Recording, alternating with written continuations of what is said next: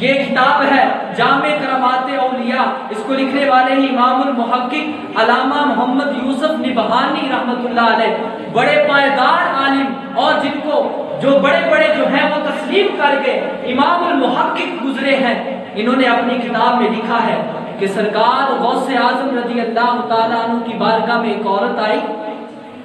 اپنے بچے کو بھی ساتھ لائی،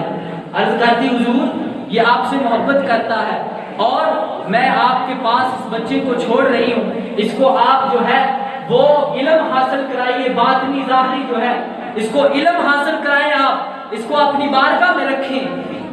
آپ نے فرمایا ٹھیک ہے۔ تو جس وقت اس بچے کو اپنے پاس رکھا تو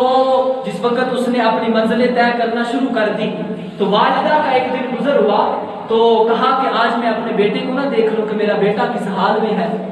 فرماتے ہیں کہ جس وقت والدہ نے اپنے بیٹے کو دیکھا تو رنگ پیلا پڑ چکا ہے، رنگ پیلا پڑ گیا، جسم کمزور ہو گیا۔ والدہ تھی نا، آخر ماں کو بڑا بچوں پر پیار ہوتا ہے کہ میرے بچے کو کیا بن گیا، اس کا جسم کمزور ہو گیا، یہ لاغر ہو گیا، اس کا رنگ پیلا پڑ گیا، یہ کیا وجہ ہے؟ فوراً سرکار غوث پاک کی بارگاہ میں حاضر ہوئی، دیکھا کہ سرکار غوث پاک آپ گوشت کھا رہے، بیٹا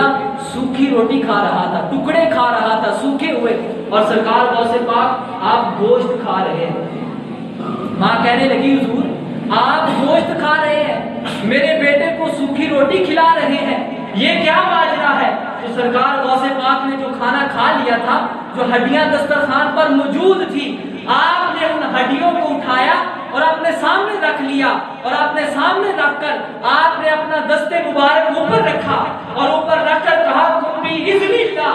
اللہ کے حکم سے زندہ ہو جا۔ تو محقق امام علامہ یوسف نبہانی لکھتے ہیں جس وقت آپ نے فرمایا کہ اللہ کے حکم سے زندہ ہو جا تو مرغی جو جس کا گوشت بھی آپ نے کھا لیا تھا، ہڈیوں سے ماس بھی جدا ہو گیا تھا، فرماتے ہیں وہ مرغی جو ہے فوراً دسترخوان پر زندہ ہو گئی۔ سبحان اللہ۔ وہ